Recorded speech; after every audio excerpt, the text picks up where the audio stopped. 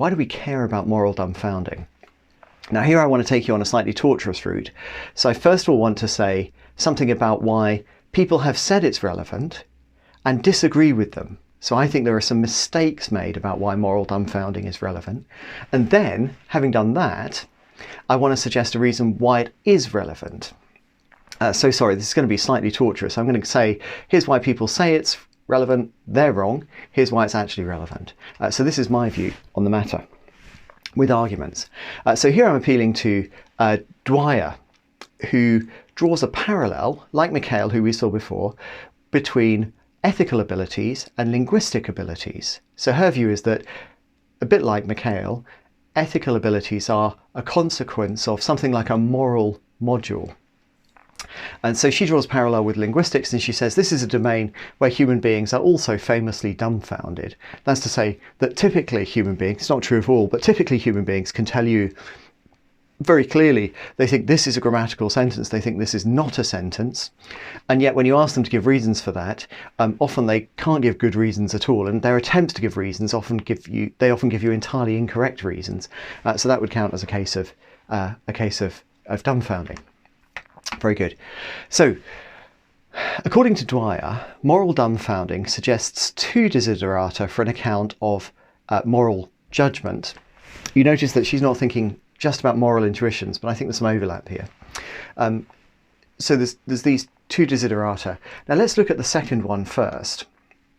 So the second desiderata here is that the account must accommodate subjects' grasp of the structure of the scenes that they evaluate. Now I think this is true, but I think it follows from the kind of considerations that Mikhail offers about harmful battery and the rest. I don't think it follows from dumbfounding. There's no evidence from dumbfounding of structure. So what I'm going to do is just cross that out, because it's not that moral dumbfounding suggests this, even though that is indeed a desiderata. I agree. So what about this first one, right?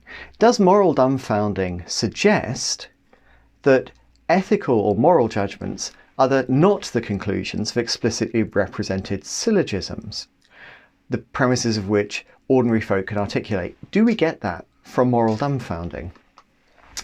I'm not sure. Now the golden rule here is never trust a philosopher, right? So what we need to do is not take it from Dwyer. So I got into this via Dwyer. So I read her stuff and I thought, gosh, that looks really interesting. Seems like moral dumbfounding is great. I was very much in favour of her position. That fits very nicely into my wilder worldview. So I was sort of thinking, oh, fantastic. So I got from this to moral dumbfounding. But I take the approach I encourage you to take, which is never trust a philosopher. And that paid off here. The first complication is that Dwyer cites Hyde's 2001 study. There's no such study. What she probably intends to refer to is the unpublished 2000 paper. And this is a very important cue to me, because this indicates that, as philosophers have occasionally done, they haven't actually looked carefully at the sources they're talking about. They may have been quite naughtily reading a review paper and just used the review paper rather than going back to the original research. Now, if you're a psychology student or you've done some psychology modules, I'm sure you'll know already that psychologists are a bit naughty. So when they're writing peer-reviewed experimental papers, they often have to be quite constrained in the conclusions that they draw. When they're writing review papers, they're often allowed to be quite bold in making claims about what they have established. Right? There's usually quite a big difference. And because we don't trust philosophers, or indeed any researchers fully, it often pays us to go back to those peer-reviewed papers and see what the more cautious claims are. It doesn't mean that the bolder claims from the review paper are wrong, but we shouldn't rely on them only, right? We shouldn't have too much trust here. Very good. So let's have a look at the abstract from the 2000 paper. So the 2000 paper, Hyde et al. 2000, on moral dumbfounding, says it was hypothesized that participants' judgments would separate from reason and follow intuition in the other four tasks. Now, if you delete the word other, it sounds like it supports Dwyer's view. But what's that word other doing there? What's that word other doing there? Well, we've got to read a bit more of the abstract, right? So the bit that I've blanked out says, participants' judgments would be highly consistent with their reasonings on the moral reasoning dilemma. Aha, that's the heights. That's the importance of that control condition. So you see what we've got here. Dwyer wants to tell us that moral dumbfounding shows that participants' judgments are not consequences of reasoning from practical syllogisms where the premises are things that ordinary folk can articulate. But what Hyde and colleagues are saying in their study of moral dumbfounding is not that at all. What they're saying is that sometimes people are reasoning from known premises and sometimes they're not, right? They're drawing a contrast where Dwyer wants to say everything is on this side. And we get that just from reading the abstract, actually. We didn't have to be going very deep into the reasoning there. So I think that Dwyer is entirely wrong to suggest that this is a desiderata for an account of moral intuition or moral judgment on the basis of moral dumbfounding. She's just wrong that moral dumbfounding shows this. Now you might say to me, Steve, you're reading too much into the Heinz control condition. That was just a control condition. We should scrap that. And I'm prepared to say this. I will compromise with those of you who are sceptical at this point. I'm prepared to say, let's say this. The Heinz and colleagues' view doesn't show that this is false. What we can say is moral dumbfounding doesn't show that this is true, nor were the experiments designed to show that. And secondly, that there's a kind of hint in Heinz and colleagues that this is actually false, independently of moral dumbfounding. But I'm leaving it orange rather than red, because it's not until we get to the next topic of this lecture, moral disengagement, that I think we have a stronger reason to actually reject the truth of this desiderata altogether, independently of moral dumbfounding. And that, of course, will give us a good reason for rejecting the view of Dwyer and McHale as it stands, right? We shouldn't accept their views as it stands if there are cases in which people are arriving at moral judgments or forming moral intuitions on the basis of explicitly represented syllogisms where they can articulate all of those premises. So that's what I think moral dumbfounding has been abused. I don't think it shows what it's supposed to show. But I wouldn't be talking about it at all. I wouldn't be talking about moral dumbfounding at all if I didn't think that it was relevant to our ends, right? I would have just cut this section out of the course. But my suggestion is that moral dumbfounding is incredibly useful for us. Why is that? Why is that? Well, actually, let me put that question to you. So if you're doing what I'm hoping, you have a lecture buddy.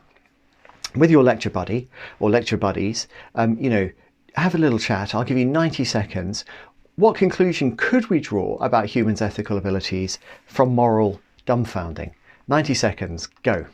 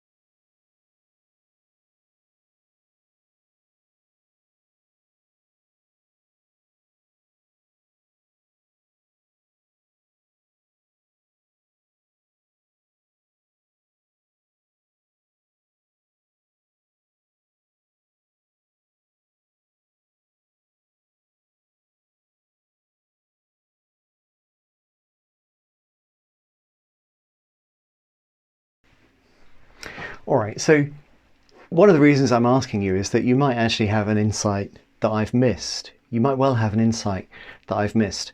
And I would welcome information about that. I would welcome information about that. You can email me, you can put it in the chat for the live session that we have on Thursday, if you like. I think this is quite an interesting question. I think moral dumbfounding is a familiar feature of everyday life that actually makes it quite difficult for us to construct a decent theory of moral psychology. So here's what I think. It's very simple. I think Moral dumbfounding shows that some ethical judgments are not consequences of reasoning from known principles. So a model of moral intuition on which everything is a matter of reason, deliberation and the rest probably won't work. Now, I've said shows here, that's probably a little bit strong here. Philosophers are wily characters, and there will be a philosophical view about reasons. We could talk to Maria Alvarez, for example, who's a wonderfully deep and interesting philosopher, and she will deny this. I'm pretty sure that she will deny this if we asked her and explain why it doesn't quite follow. But I think there's a very good indication that this is the case from moral dumbfounding. But I've got too much respect for the really sharp philosophers like Maria Alvarez to want to say that. I also think that other phenomena, for example moral disengagement, which I'll tell you about in a moment in the next section, indicate that some ethical judgments are consequences of reasoning from known principles. So the important point here is to be a little moderate. In each case we're learning something about some ethical judgments, and indeed I could have said moral intuition here. I probably should have said moral intuition. I've been thinking about Dwyer just now. But it's interesting, right? Moral intuition is not one thing, and it seems to have many different aspects, and it seems like there can be different things which lie behind moral intuition. Very simple point. It seems like we've done a lot of work to get to this very simple point, but I think it's striking that there is hardly a view in moral psychology which can explain this pattern here. So I think this is a puzzle. A puzzle is just a question which is difficult to answer. For us, this is a difficult to answer question because any of the theories that we've looked at, whether we're thinking about the Synod Armstrong and colleagues' hypothesis about the effect heuristic, or the Dwyer or McHale views about there being a moral module, none of those views can explain why ethical judgments are sometimes, but not always, a consequence of reasoning from known principles. So this, I think, is a very important puzzle, and we want a theory which can solve this puzzle, which can give a reasonable explanation for why this is true, and then go on and generate new predictions, and that we can test the predictions and be even confident that that new theory is true if predictions also tend to get confirmed. But the price of entry, right? The only theories that we should consider are theories that can answer this question, and that already rules out all of the theories that we've seen so far in this course. Now, just to keep track here, I want to tell you that in this section, you might have fast forwarded to the end, I've argued for the not always part of this on the basis of the phenomenon of moral dumbfounding.